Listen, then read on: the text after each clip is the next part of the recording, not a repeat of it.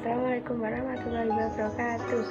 Perkenalkan, nama saya Ari Dwi Agustin dengan nomor pokok mahasiswa 2004011500223. Saya berasal dari Prodi Pendidikan Guru Pendidikan Anak Usia Dini semester 1 kelas 2020A.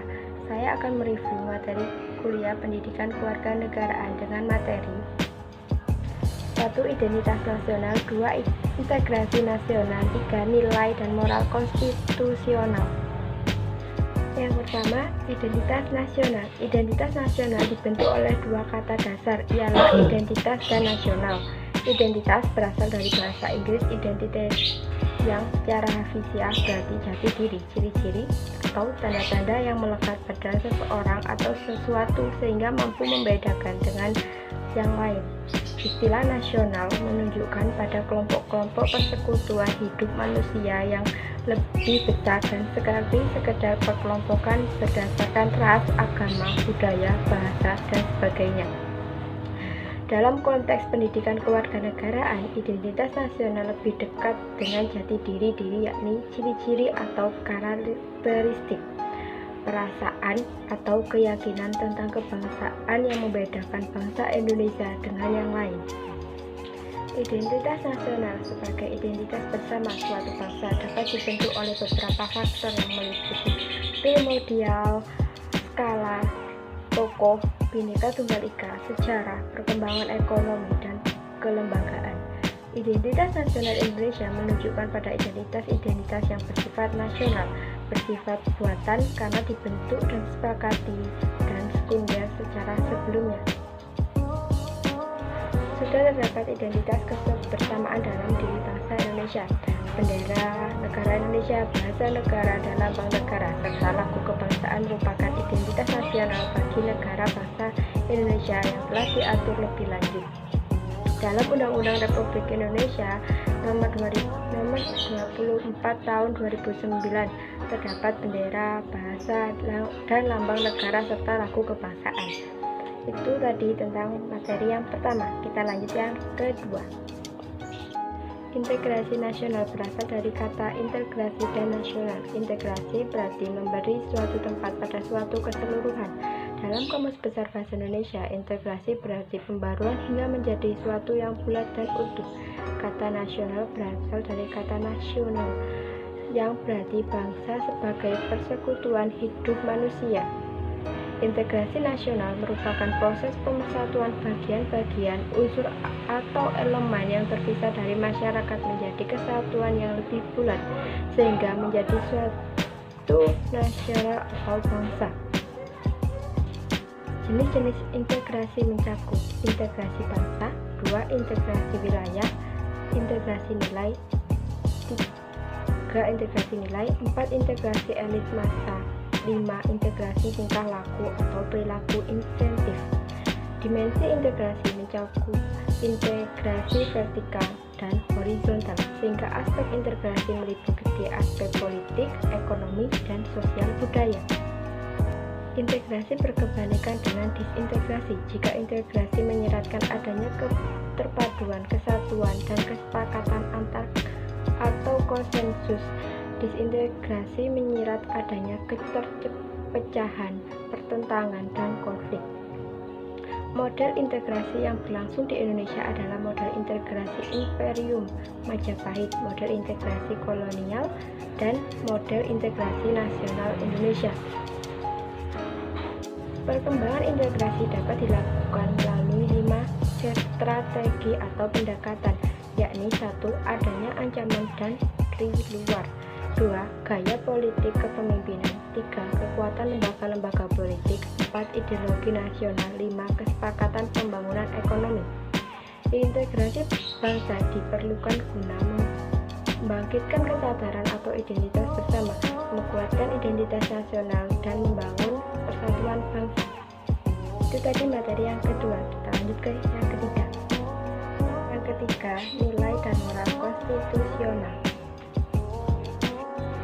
Dalam artian sempit, konstitusi merupakan suatu dokumen atau sepakat dokumen dokumen yang berisi peraturan-aturan dasar untuk menyelenggarakan negara, sedangkan dalam artian luas konstitusi merupakan peraturan baik tertulis maupun tidak tertulis yang menentukan bagaimana lembaga negara dibentuk dan dijalankan. Konstitusi diperlukan untuk membatasi kekuasaan pemerintah atau penguasa negara, membagi kekuasaan negara, dan memberi jaminan HAM bagi warga negara. Konstitusi merupakan materi muatan tentang organisasi negara, HAM, prosedur mengubah undang-undang dasar, kadang-kadang berisi larangan untuk mengubah sifat tertentu dari undang-undang dasar, cita-cita rakyat, dan asas-asas ideologi negara.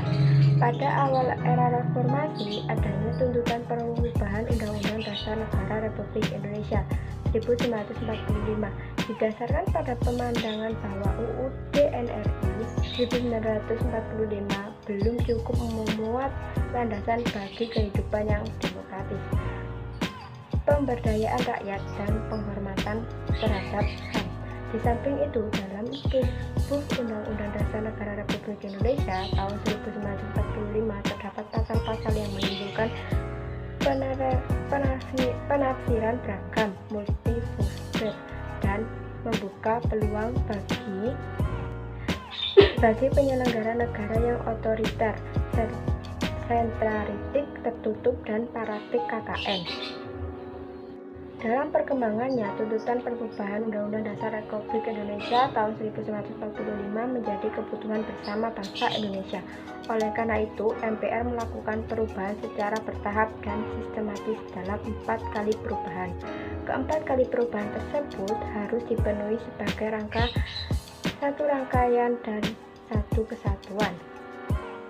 Dasar pemikiran perubahan Undang-Undang Dasar Negara Republik Indonesia tahun 1945 adalah kekuasaan tertinggi di tangan MPR, kekuasaan yang sangat besar pada Presiden, pasal-pasal yang terlalu luas sehingga dapat menimbulkan multitafsir kewenangan pada Presiden untuk mengatur hal-hal penting dalam undang-undang, dan rumusan Undang-Undang Negara Republik Indonesia 1945 tentang semangat penyelenggaraan negara belum cukup didukung ketentuan konstitusional yang sesuai dengan tuntutan reformasi. Awal proses perubahan Undang-Undang Negara Republik Indonesia 1945 adalah pencabutan ketetapan MPR nomor 4 MPR 1983 tentang referendum, pembatasan masa jabatan Presiden dan Wakil Presiden RI, dan ketetapan MPR mengenai hak asasi manusia mengawali perubahan UUD Negara Republik Indonesia 1945. Dari proses perubahan UUD Negara Republik Indonesia dapat diketahui hal-hal sebagai berikut. Yang pertama, perubahan UUD 1945 dilakukan oleh MPR dalam satu kesatuan perubahan yang dilaksanakan dalam 4 tahapan, yakni pada sidang umum MPR 1999, sidang tahun MPR 2001 dan 2002.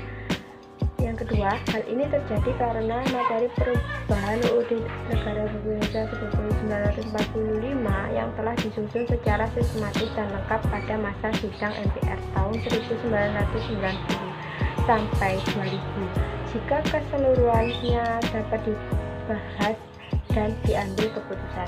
Yang ketiga, hal itu berarti bahwa perubahan Undang-Undang Negara Republik Indonesia 1945 dilaksanakan secara sistematis, kelanjutan, karena senantiasa mengacu dan berpedoman pada materi rancangan yang telah disepakati sebelumnya. Undang-Undang Negara Republik Indonesia 1945 menepati urutan tertinggi dalam jenjang norma hukum di Indonesia.